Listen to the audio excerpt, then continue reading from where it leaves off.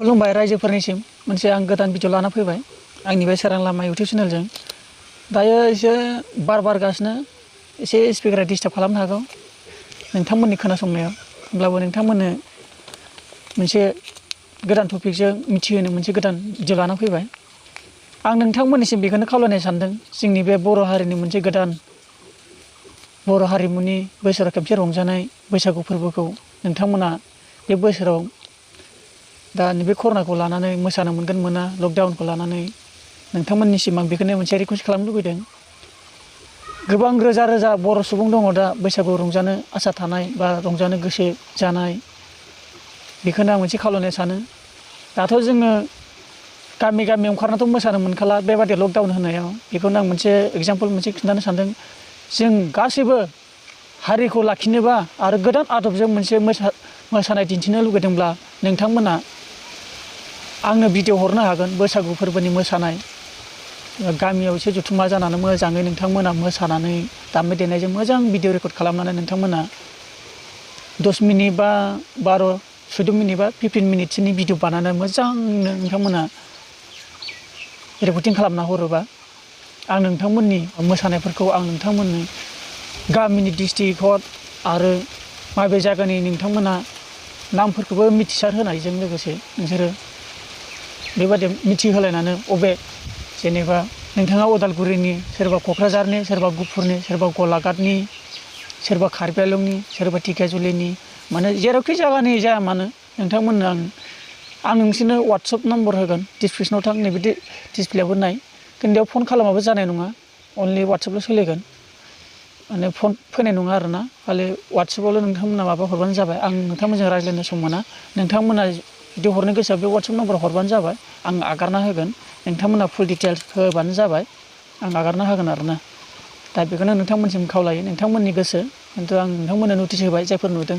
आरो नोंथांमोना जुदि बेफोरबायदि खालामजानो लुगैदोंबा आरो जायफोर आंनि भिडिअखौ नुदोंब्ला हारिखौ जौगाहोनो लुगैदोंबा नोंथांमोना बे भिडिअखौ शेयार खालाम आरो मिथिहो। दा बिनि बे पेराग्राफ मोनसे थांबाय। दा मोनसे नोंथांमोनाथ' गासैबो मिथिखागौ जोंनि आसामनि हालोद आरो बेखौनो दिन्थिनो लाना फैबाय नोंथांमोननिसिम। जोंनि बे आसाम आरो इण्डियाआव दा फुंखौ लानानै मैयाथ' जेबो प्रब्लेम गैया। नोंथांमोननो मोनसे इउटुबनि एमएसआव मोनसे होबाय थादोंमोन आं, नोंथांमोननो नटिस, जायफोर नुबाय मिथिबाय जानांगौ।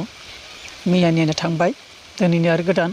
दा बेलासियावबा बेसेबां जायो बेखौ आं बुंनो हाया। दा नोंथांमोन मिथिनो थाखाय दा बे फुंनि समखौ लानानै नोंथांमोननो आं मोनसे भिडिअ लाना फैबाय। जोंनि दा आसामाव मैया 26मोन, दिनै सासे प्लास जाबावबाय। बे मानसियानो जादों धुब्रि डिस्ट्रिक्टनि 1 पजिटिभ मोनदों आरो। टटेल दा आसामा 27 जाबाय। नाथाय थैनायबो गैया, रिकभारबो मोनाखै। बिसोर रिजाल्ट होआखै। रिजाल्ट होबा नोंथांमोननो लाना फैनो हागोन।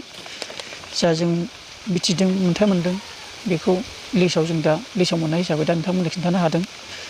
मणिपुरनि सासे मोजां जाबाय होनदों।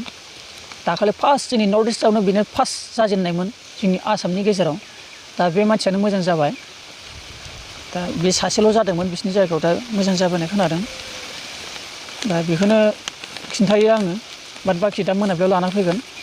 आरो जोंनि दा इण्डियानि टटेल गोदान कनफार्म जानाय, एक्टिभेट जानाय, पजिटिभ मोननाय, मोजां रिकभार जानाय, थैनाय, बेखौ आं नोंथांमोननो खिन्थानो सानदों।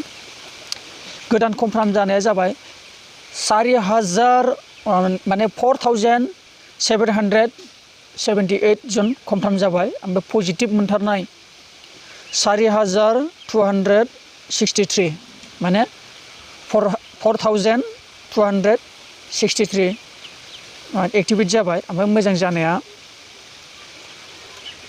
382। ओमफ्राय बाद बाखि थैनाया 133। दा बेसेबांखिनि थांबाय दिनै, बारायगासिनो। नोंथांमोनाबो मोजाङै था। खिन्थु बेखौनो खावलायो, नोंथांमोनाथ' मिथिबायानो। जानाय लोंनायखौबो साब सिखोन मोजाङै जादो। आरो समस्याथ' जाबादि गाज्रिनो सोलिगासिनो दंखायो। दा बेखिनिखौ लानानै नोंथांमोननो बेखौनो भिडिअ दिन्थिनो लाना फैबाय। दसेनि उनाव आरो मोनसे भिडिअ नागारबावगोन। गोजोन्थों।